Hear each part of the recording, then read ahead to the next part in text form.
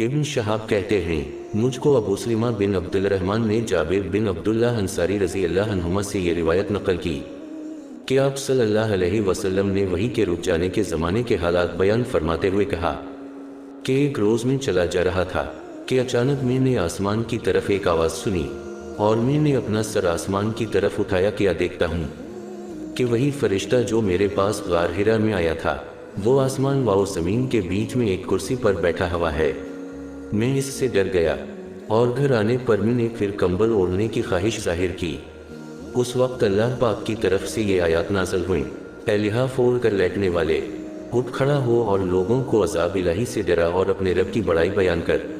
اور اپنے کپڑوں کو پاک صاف رکھ اور گندگی سے دور رہ۔ اس کے بعد وہی تیزی کے ساتھ پہ در پہ آنے لگی۔ اس حدیث کو یحیی بن بکیر کے علاوہ لیث بن سعد سے عبداللہ بن یوسف اور ابو صالح نے بھی روایت کیا ہے، اور عقیل کے علاوہ زہری سے حلال بن رواد نے بھی روایت کیا ہے۔ یونس اور معمر نے اپنی روایت میں لفظ فوادہ کی جگہ بوادرہ نقل کیا ہے۔